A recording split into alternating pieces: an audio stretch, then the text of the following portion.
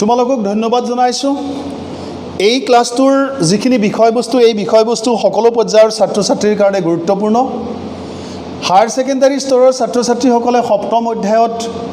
শিক্ষা আৰু মনোবিজ্ঞানত পৰিসংখ্যা বিজ্ঞান সম্বন্ধে অধ্যয়ন কৰিব লাগে। তোমালোকক ইতিমধ্যে মই কৈ আহিছোঁ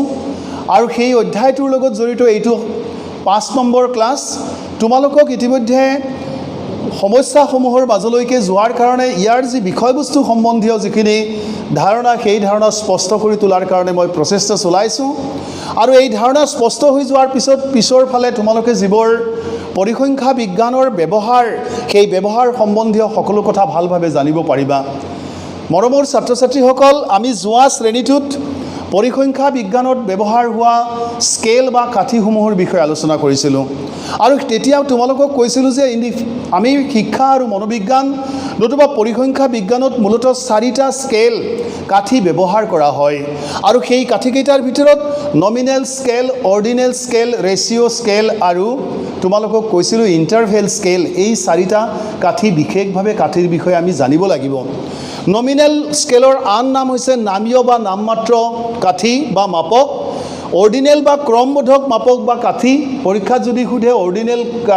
স্কেলৰ আন বা কাঠিৰ আন এটা নাম কি, তেতিয়া তোমালোকে ক্ৰমবোধক মাপক বা কাঠি বুলি ক'ব লাগিব। ৰেচিঅ' স্কেলৰ আন নাম হৈছে অসমীয়াত অনুপাত কাঠি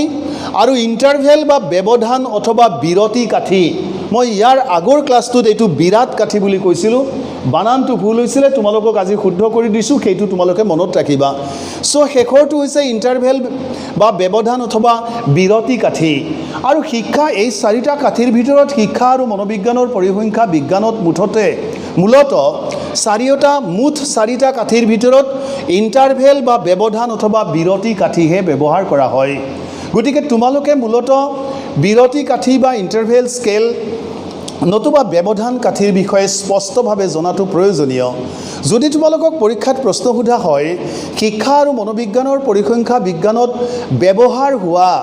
স্কেল বা কাঠিটোৰ নাম লিখা, তেতিয়া তোমালোকে লিখিব লাগিব ইণ্টাৰভেল বা ব্যৱধান অথবা বিৰতি কাঠি। আমি ইয়াৰ আগৰ ক্লাছটোত 2টা কাঠি সম্বন্ধে নমিনেল স্কেল আৰু অৰ্ডিনেল স্কেল অৰ্থাৎ নমিনেল বা নামীয় বা নামমাত্ৰ মাপক বা কাঠি আৰু অৰ্ডিনেল বা ক্ৰমবোধক মাপক বা কাঠিৰ বিষয়ে বিতংভাৱে আলোচনা কৰিছোঁ আৰু আজিৰ এই ক্লাছটোত তোমালোকক ৰেচিঅ' স্কেল আৰু ইণ্টাৰভেল স্কেলৰ বিষয়ে ক'ব খোজা হৈছে আৰু এই 4টা স্কেলৰ বিষয়ে তোমালোকে বিতংভাৱে জানিব লাগিব, কাৰণ ভৱিষ্যতে যেতিয়া পৰিসংখ্যা বিজ্ঞান অধ্যয়ন কৰিবা এই স্কেলকেইটাৰ বিষয়ে তোমালোকৰ ধাৰণা স্পষ্ট হৈ থাকিব লাগিব। আহাচোন আমি ৰেচিঅ' স্কেল আৰু ইণ্টাৰভেল স্কেলৰ বিষয়ে ভালভাৱে আলোচনা কৰি চাওঁ। পৰিমাপনৰ ক্ষেত্ৰত ব্যৱহাৰ হোৱা সকলোবোৰ কাঠিৰ ভিতৰত ৰেচিঅ' বা অনুপাত কাঠি আটাইতকৈ উন্নত কাঠি আৰু সেইকাৰণে ইয়াক বিজ্ঞান আৰু উন্নত পৰ্যায়ত ব্যৱহাৰ কৰা হয়। পৰিমাপন বা মান বা মাত্ৰাসমূহ যেতিয়া সমান গোটত প্ৰকাশ কৰা হয়, ইকুৱেল ইউনিটত যেতিয়া প্ৰকাশ কৰা হয় আৰু যেতিয়া এইবোৰ 0ৰ পৰা গ্ৰহণ কৰা হয়, য'ত 0ৰ পৰা আৰম্ভ কৰা হয়, তেতিয়া তেনে কাঠিক ৰেচিঅ' অথবা অনুপাত কাঠি বুলি কোৱা হয়। Means in ratio' scale we count the value from 0, but interval স্কেলত আমি 0 কাউণ্ট নকৰোঁ। কি কাৰণত মই তোমালোকক আৰম্ভণিতে কৈছিলোঁ যে শিক্ষা আৰু পৰিসংখ্যা বিজ্ঞানৰ শিক্ষা আৰু মনোবিজ্ঞানত ব্যৱহাৰ হোৱা পৰিসংখ্যা বিজ্ঞানে ছাত্ৰসকলৰ পাৰদৰ্শিতা, তেওঁলোকৰ বৌদ্ধিক যোগ্যতা, তেওঁলোকৰ ব্যক্তিত্বৰ বিভিন্ন দিশ, শিক্ষণ ক্ষমতা, স্মৃতি ক্ষমতা ইত্যাদি সম্বন্ধে প্ৰণালীবদ্ধভাৱে অধ্যয়ন চলায়। আৰু মানুহ যিহেতুকে পৃথিৱীত জন্মগ্ৰহণ কৰিছে, কোনো মানুহেই কেতিয়াও ক্ষমতাহীনভাৱে জন্মগ্ৰহণ নকৰে। ক্ষমতাৰ ক্ষেত্ৰত হীন দেৰি থাকিলেও কম বেছি থাকিলেও কেতিয়াও মানুহ শূন্য ক্ষমতালৈ জন্মগ্ৰহণ নকৰে। আৰু সেইকাৰণে in the field of statistics in psychology and education we do not depend on the use of 0. Means we do not say that the student has 0 intelligence. আমি কেতিয়াও শূন্য বুদ্ধি, শূন্য চিন্তা, শূন্য স্মৃতি তেনেকুৱা ছাত্ৰ বিচাৰি নাপাওঁ, কাৰণে আমাৰ ক্ষেত্ৰত শূন্যৰ ব্যৱহাৰ কম। কিন্তু ৰেচিঅ' স্কেল 0ৰ পৰা কাউণ্ট কৰা হয় আৰু শিক্ষাৰ বাহিৰেও আন যিবোৰ উন্নত ক্ষেত্ৰ বিজ্ঞানৰ ক্ষেত্ৰ নতুবা আন যিবোৰ জীৱনৰ ক্ষেত্ৰ সেই ক্ষেত্ৰবোৰত ৰেচিঅ' স্কেল বিশেষভাৱে প্ৰয়োগ কৰা হয় আহাছোঁ পিছৰ স্লাইডখন আমি চাব খুজিছোঁ এতিয়া এনে কাঠিত অৰ্থাৎ ৰেচিঅ' স্কেলত শূন্যৰ পৰা গণনা আৰম্ভ কৰা হয় শূন্যৰ অৰ্থ হৈছে কোনো গুণ অথবা সংলক্ষণহীন অৱস্থা কোনো ধৰণৰ কোৱালিটি নাই এনে কাঠিৰ উদাহৰণ হিচাপে দৈৰ্ঘ্যতা আমি যিটো ডিষ্টেন্স বা লেংথ জোখো বিস্তাৰ ৰেঞ্জ জোখো ৱেট ওজন জোখো শক্তি আদি পৰিমাপনৰ বাবে ব্যৱহাৰ কৰা কাঠিসমূহ ৰেচিঅ' অথবা অনুপাত কাঠি তোমালোকক যদি পৰীক্ষাত কয় যিকোনো দুটা অনুপাত কাঠিৰ উদাহৰণ দিয়া তেতিয়া লিখিবা দৈৰ্ঘ্যতা পৰিমাপ কৰাৰ কাঠি বিস্তাৰ পৰিমাপ কৰাৰ কাঠি ওজন পৰিমাপ কৰাৰ কাঠি শক্তি পৰিমাপ কৰাৰ কাঠি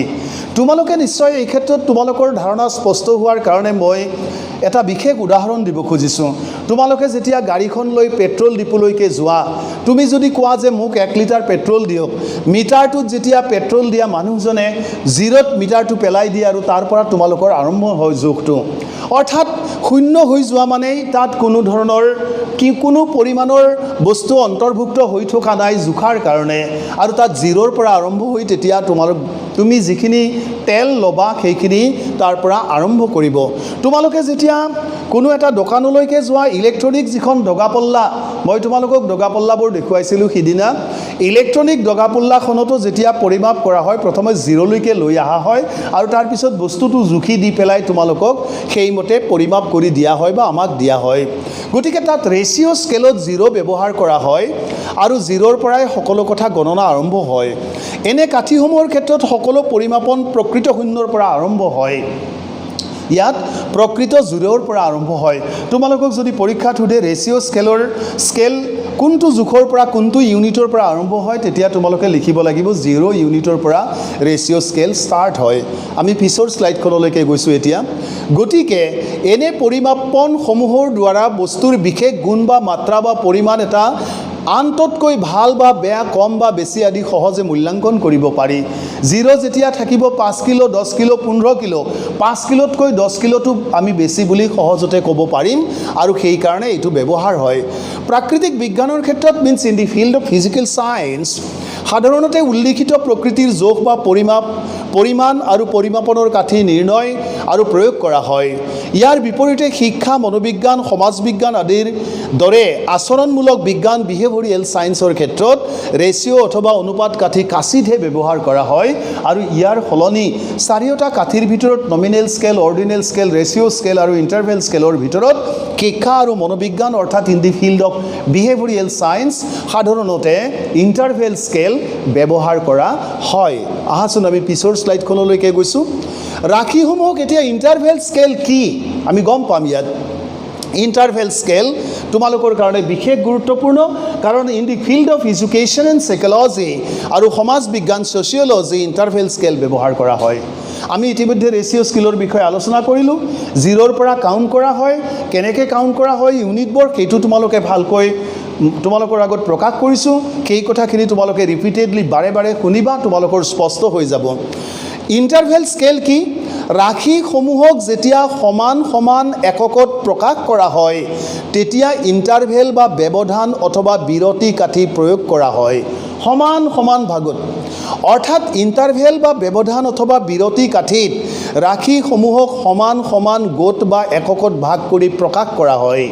সমান ইকুৱেল ইউনিটত ভাগ কৰি দিয়া হয় এনে কাঠিৰ দ্বাৰা অকল বিশেষ কিছু গুণ আৰু সংলক্ষণৰ ভিত্তিত বিভিন্ন ব্যক্তিক বিশেষ কিছু সংখ্যাৰ সহায়ত চিনাক্তকৰণ অথবা শ্ৰেণীকৰণ কৰাৰ উপৰিও তেওঁলোকৰ মাজত থকা সংখ্যা বা পৰিমাণগত আৰু গুণগত পাৰ্থক্যসমূহ আঙুলিয়াই দিয়া হয় আমি ক্লাছ ইণ্টাৰভেল কেনেকৈ তৈয়াৰ কৰোঁ কি ধৰণে আমি ক্লাছ ইণ্টাৰভেলবোৰ ৰেঞ্জবোৰ তৈয়াৰ কৰোঁ এই কথাখিনি তোমালোকে পৰৱৰ্তী পৰ্যায়ত যেতিয়া সমস্যা সমাধানলৈকে যাবা তেতিয়া ভালকৈ তোমালোকে উপলব্ধি কৰিব পাৰিবা আৰু ইণ্টাৰভেল স্কেলত মূলতঃ এই কাৰ্যখিনি সম্পাদন কৰা হয় আহাচোন পিছৰ স্লাইডখনলৈকে যাওঁ মান্য বা প্ৰামাণিক মনোবৈজ্ঞানিক অভিক্ষা ষ্টেণ্ডাৰ্ড সাইকোলজিকেল টেষ্ট অসমীয়াত কৈছে মান্য বা প্ৰামাণিক মনোবৈজ্ঞানিক অভিক্ষাসমূহত সাধাৰণতে ইণ্টাৰভেল বা বিৰতি কাঠি ব্যৱহাৰ কৰা হয় কাৰণ ইয়াত সমান সমান একক অথবা সমান দূৰত্ব থকাৰ উপৰিও এনে কাঠিত কোনো ধৰণৰ শূন্যৰ ব্যৱহাৰ নহয়, যিটো ৰেচিঅ' স্কেলত ব্যৱহাৰ হয়। ইয়াত কাঠিভুক্ত অভিক্ষাংক টেষ্ট যিটো আমি ৰিজাল্ট পাম বা ৰাশিসমূহৰ যোগ বিয়োগ কৰি লোৱাহে সম্ভৱ। ইয়াত কাঠিভুক্ত অভিক্ষাংকক টেষ্ট স্ক'ৰ বুলি কোৱা হয় ইংৰাজীত অভিক্ষাংকক। টেষ্ট স্ক'ৰ অভিক্ষাংক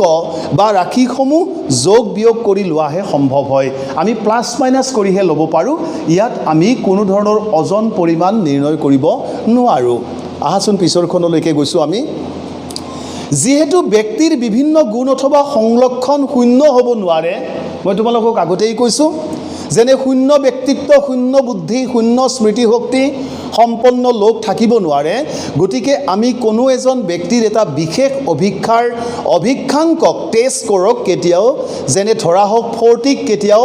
আনজনৰ অভিক্ষাংকত যেনে ধৰা 20তকৈ দুগুণ ভাল বা বেয়া বুলি ক'ব নোৱাৰোঁ। আমি ক'ব নোৱাৰোঁ যেনেকৈ 5 কেজিক 10 কেজিৰ দুগুণ বুলি আমি ক'ব পাৰোঁ, কিন্তু 40 টেষ্ট স্ক'ৰ পোৱা মানুহজনক কেতিয়াও 20 টেষ্ট স্ক'ৰ পোৱা মানুহজনতকৈ দুগুণ ব্যক্তিত্ব সম্পন্ন মানুহ বুলি কেতিয়াও আমি এটা চিন্তাতে, এটা জোখতে, এটা অধ্যয়নতে কেতিয়াও আমি মন্তব্যত উপনীত হ'ব নোৱাৰোঁ। শিক্ষা আৰু মনোবিজ্ঞানৰ প্ৰায়বোৰ অভিক্ষাতে সাধাৰণতে ইণ্টাৰভেল বা ব্যৱধান বা বিৰতি কাঠি ব্যৱহাৰ কৰা হয়। তোমালোকক যদি প্ৰশ্ন সোধে শিক্ষা আৰু মনোবিজ্ঞানত কি কাঠি ব্যৱহাৰ কৰা হয়, তেতিয়া তোমালোকে লিখিব লাগিব ইণ্টাৰভেল বা ব্যৱধান বা বিৰতি কাঠিহে ব্যৱহাৰ কৰা হয়। এইখিনি তোমালোকে চাবা আৰু চোৱাৰ পিছত যেতিয়া সমস্যাসমূহ অধ্যয়ন কৰিবা তেতিয়া তোমালোকে কথাবোৰ ভালকৈ উপলব্ধি কৰিব পাৰিবা। Thank you so' much.